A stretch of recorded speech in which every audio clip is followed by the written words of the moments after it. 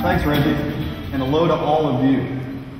Adam and I are here to give you a first look at Disney Epic Mickey, Junction Point and Disney Interactive Studios' upcoming Wii exclusive title for this holiday season.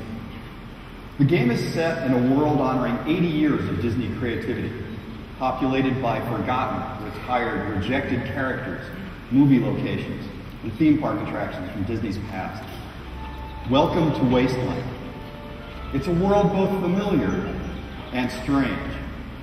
A world as varied and memorable, we hope, as the real Disney lands and stories that inspired it. The land Adam is exploring today is called Ventureland.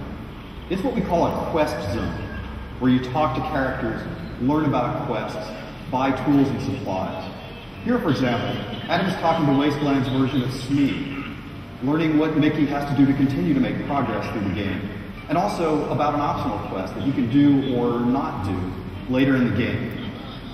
In Ventureland, in addition to Smee, you may recognize some other characters from the film Peter Pan, but a little changed, and some theme park locations, also a little different than you may remember, including the Swiss Family Robinson Treehouse and the Tiki Room. Some of the Disney inspirations can be hard to spot. I mean, Wasteland is really full of forgotten stuff, but identifying it all is part of the fun. One thing is for sure, though. No one will have any trouble identifying our hero, Mickey Mouse. For decades, he's been one of the biggest movie stars in the world, a television celebrity.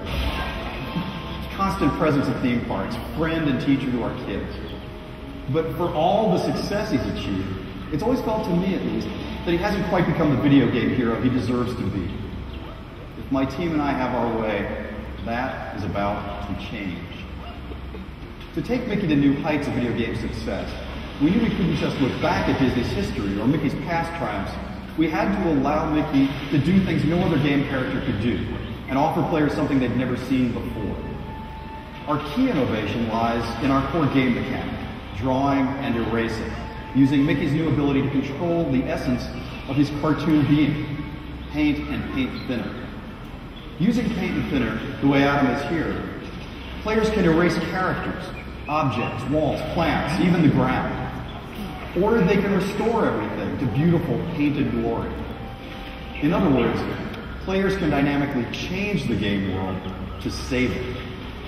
But how each player decides to change the world makes a difference. Or, as I like to put it, playstyle matters. How you change your world, how you interact with other characters. That changes how the world looks, of course, but also how characters treat you, what they tell you, what they don't tell you, and how each character's story ends. Do you solve problems by using the power of thinner to erase and remove obstacles? Or do you solve problems with the power of paint, the creative power? Do you use paint or cleverness to turn enemies into friends, or do you simply defeat them? Do you take time and use precious resources to solve everyone's individual problems, or do you focus exclusively on saving Wasteland from the enemies that would destroy it? These are just a few of the options available to players, each with its own rewards and its own costs. At the end of the day, we want each player to feel like he or she has crafted a unique experience based on the choices made and the consequences of those choices.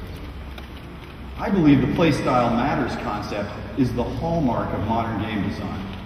And the combination of Mickey Mouse and Nintendo means we can take that idea to a larger audience than ever before. Now that you've had a taste of the quest zone, let's check out another kind of map. You see, there are 3 location types in Disney Epic Mickey, a game that combines the best of adventure, platform, and role-playing games. There are places called action zones, where you'll engage in missions that can affect the way your story unfolds and change the lives of the characters you interact with. You'll have to visit the Disney Interactive Studios booth or the Nintendo booth to learn more about those, about Mickey's missions. There's plenty more to see than we're showing you here. For now, let's watch as Adam jumps into a movie screen to enter our 3rd location type.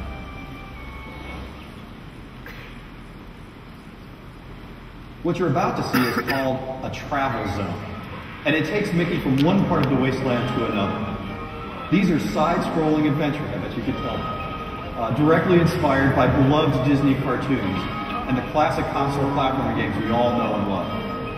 Here's one inspired by Steamboat Willie, the cartoon that introduced Mickey to the world. There are many more cartoons that appear in the actual game. In closing, let me just say how excited I am that Disney has allowed me to create a game featuring Mickey Mouse. It's the company's crown jewel.